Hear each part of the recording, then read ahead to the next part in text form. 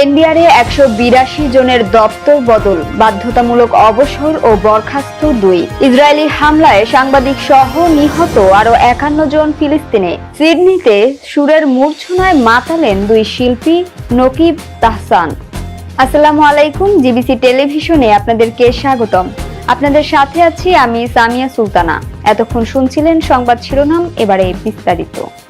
জাতীয় রাজস্ব board NBR এবং অর্থ মন্ত্রণালয়ের পৃথক আদেশে সোমবার কর বিভাগের কর্মকর্তাদের মধ্যে বড় ধরনের রদবদল আনা হয়েছে।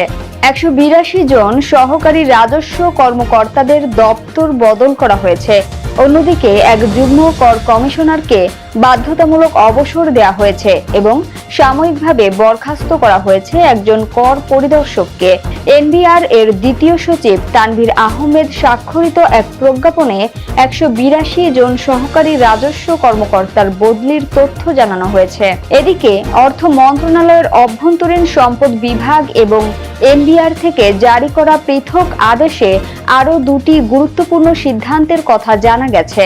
অর্থ মন্ত্রণালয়ের অভ্যন্তরীণ সম্পদ বিভাগ থেকে জারি করা এক চিঠিতে কর অঞ্চল ১৬ এ কর্মরত যুগ্ম কর কমিশনার মোহাম্মদ জাহাঙ্গীর আলমকে বাধ্যতামূলক অবসরে পাঠানো হয়েছে। চিঠিতে বলা হয়েছে তার চাকরির বয়স ২৫ বছর পূর্ণ হওয়ায় এবং জনস্বার্থে তাকে সরকারি চাকরি থেকে অবসর দেয়া প্রয়োজন বলে সরকার বিবেচনা করেছে।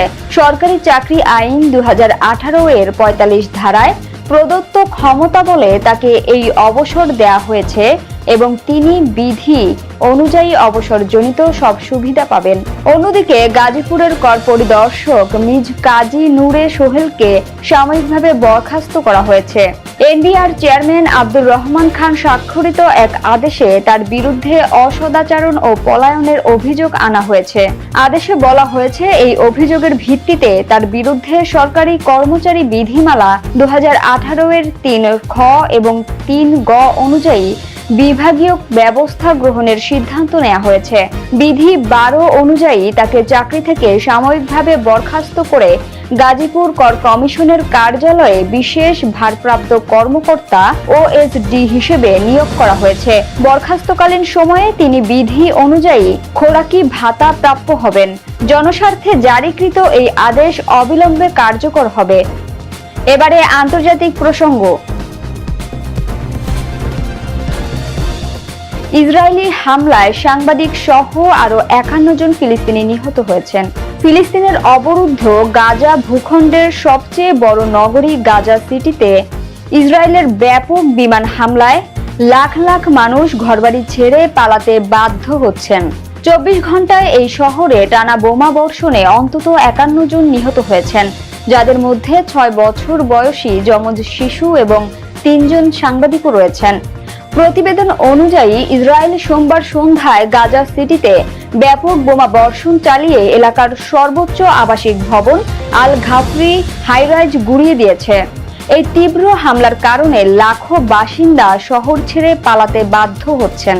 ফিলিস্তিনি ভূখণ্ডে মানবাধিকার বিষয়ক জাতিসংঘের বিশেষ রিপোর্টার ফ্রান্সিসকা আলবানিজে অভিযোগ করেছেন যে ফিলিস্তিনদের জোরপূর্বক উৎখাত করতে ইসরায়েল অপ্রচলিত অস্ত্র ব্যবহার করছে। ইসরায়েলি টিভি চ্যানেল 12 জানিয়েছে যে গাজা সিটির উত্তর ও পশ্চিমাঞ্চলে অস্বাভাবিক তীব্র হামলা চালানো হয়েছে। ফিলিস্তিনি সিভিল ডিফেন্স জানিয়েছে যে গত কয়েক সপ্তাহে ইসরায়েল অন্তত ৫০টি বহুতল ভবন মাটির সঙ্গে মিশিয়ে দিয়েছে। শহরের অন্যান্য এলাকাও ধ্বংসস্তূপে পরিণত হয়েছে। শুধু জায়তুন এলাকায় আগস্টের শুরু থেকে ১৫০০ এর বেশি ঘরবাড়ি ধ্বংস হয়েছে। ইসরায়েলের পররাষ্ট্রমন্ত্রী ইসরায়েল কাটজ টানা তৃতীয় দিনের মতো হামলার ভিডিও সামাজিক যোগাযোগ মাধ্যমে প্রকাশ করে লিখেছেন, সন্ত্রাসের টাওয়ার সমুদ্রে ভেঙে পড়েছে। তবে তিনি এই ভবনটি হামাসের ব্যবহৃত ছিল এমন কোনো প্রমাণ দেননি। গত ২৩ মাস ধরে চলা এই যুদ্ধে আবাসিক এলাকা, স্কুল এবং হাসপাতাল বারবার লক্ষ্যবস্তুতে পরিণত হয়েছে। গাজার স্বাস্থ্য মন্ত্রণালয়ের তথ্য অনুযায়ী গত ২৪ ঘন্টায় শুধু গাজা সিটিতেই ৫১ জন নিহত হয়েছেন, যাদের মধ্যে ৬ বছর বয়সী যমজ শিশু রয়েছে। এবারে বিনোদনের সংবাদ। সিডনিতে সুরের মূর্ছনায় মাতালেন দুই শিল্পী। নকিব ও তাহসান।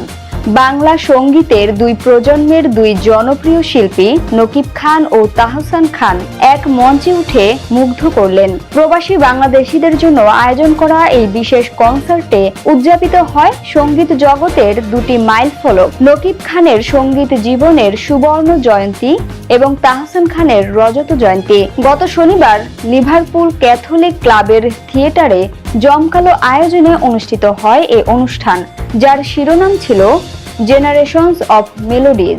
সন্ধ্যা 6টায় শুরু হওয়া কনসার্টে সিডনিতে বসবাসরত কয়েকশো সঙ্গীত প্রেমী অংশ নেন। শুরু থেকেই একের পর এক জনপ্রিয় গান পরিবেশন করে দর্শক শ্রোতাদের মাতিয়ে তোলেন দুই শিল্পী।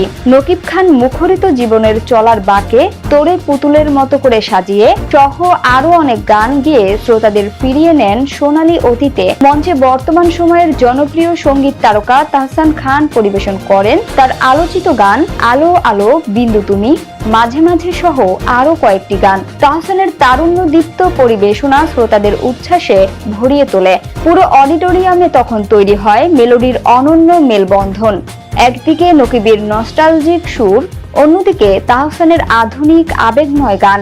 অনুষ্ঠান শেষে দর্শকরা জানালেন তাদের মুগ্ধতার কথা। প্রবাসী আবাসন নির্মাতা তালাত মাহমুদ বলেন, নকিব খানের গান শুনে বড় হয়েছে, আজ তাকে সরাসরি মঞ্চে দেখে মনে হলো এ এক অনন্য অভিজ্ঞতা। কেক অ্যান্ড বেকের কর্ণধার মাসুম খান বলেন, তাহসানের গান আমার সব সময়ের প্রিয়।